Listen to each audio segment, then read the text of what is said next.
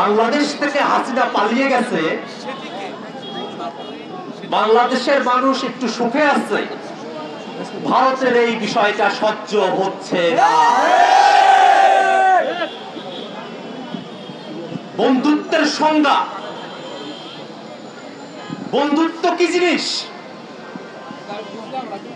সে বিষয়টাই এখনো আমাদের এখানে পরিষ্কার হয়ে ওঠে নাই। খেয়াল করে দেখবেন, বন্ধুত্বের বিষয়টা যেহেতু পরিষ্কার হয়ে ওঠে নাই, বিগত সময়ে হাসিনার সময়ের মন্ত্রী আব্দুল মোমেন বলেছিল বাংলাদেশ এবং ভারতের সম্পর্ক নাকি স্বামী স্ত্রীর সম্পর্ক। এই দক্ষিণ ভারতে স্বামী স্ত্রীর সম্পর্ক কর্তৃত্ব এবং অধীনতার সম্পর্ক। আব্দুল মোমেন তার কথার মধ্য দিয়ে ভারতকে কর্তৃত্বের জায়গায় এবং বাংলাদেশকে অধীনস্থের জায়গায় বুঝিয়েছিলেন।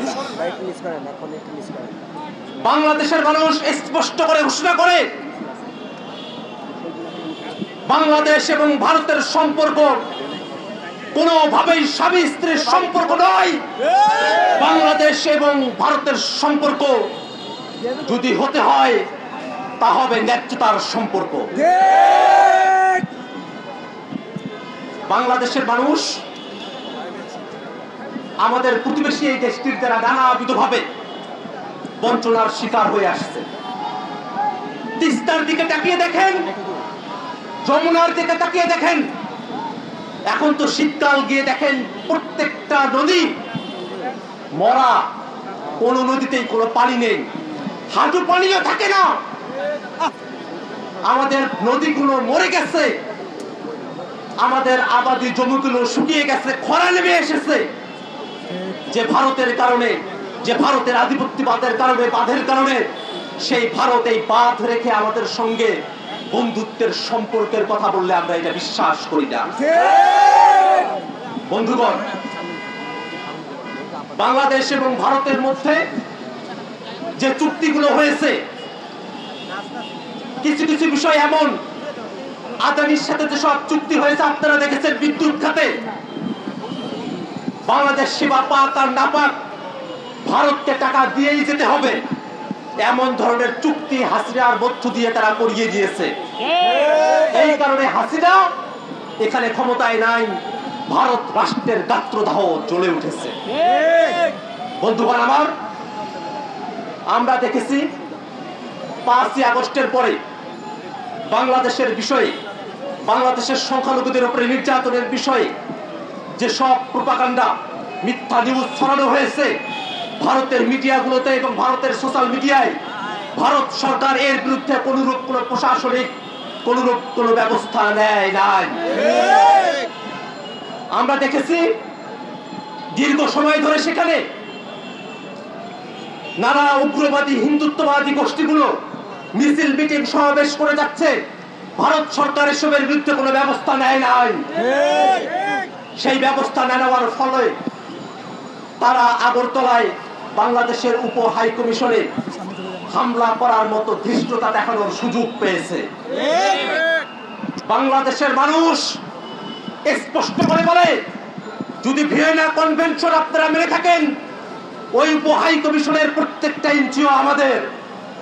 বাংলাদেশের 1 ইঞ্চি জায়গার উপরে আমরা যে টেরিটরির মধ্যে আছি, টেরিটরির ভিতরে অথবা বাইরে, চুক্তির ভিতরে এবং আমাদের টেরিটরিতে 1 ইঞ্চি জায়গার উপরে কোন স্বপ্নের থাবাকে আমরা সহ্য করব না।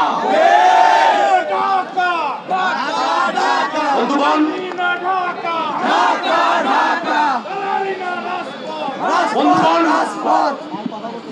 আপনারা কি খেয়াল করেছেন যে সংগঠনটি গতকাল সেখানে হামলা করেছিল, সেই সংগঠনটির নাম কি? হিন্দু সংঘর্ষ সমিতি।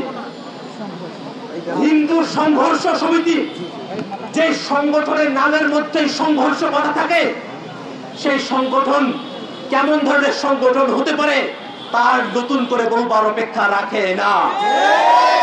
ভারত সরকারকে শুধু দুঃখ প্রকাশ করলেই চলবে না, এই সংগঠনের সঙ্গে যারা যুক্ত আছে, যারা এই মিছিলে এসেছে, আক্রমণ করেছে, তাদের প্রত্যেককে আইনের আওতায় নিয়ে আসতে হবে। আর একটা কথা, বাংলাদেশের মানুষ যখন চট্টগ্রামে অ্যাডভোকেট সাইফুলকে কুপিয়ে হত্যা করা হলো, এই সময়টাতে বাংলাদেশের মুসলমানেরা যে বিজ্ঞতার পরিচয় দিয়েছেন, যে ধৈর্যের পরিচয় দিয়েছেন, বাংলাদেশের আপামর জনসাধারণের প্রতি মাথা নত হয়ে আসে, তাদের প্রতি শ্রদ্ধা জানানোর ভাষা আমাদের নাই। বাংলাদেশের মানুষ জীবন দিয়ে এখান থেকে হাসিনাকে হটিয়েছে, আমরা বিশ্বাস করি তারা জীবন দেওয়ার জন্য প্রস্তুত। কিন্তু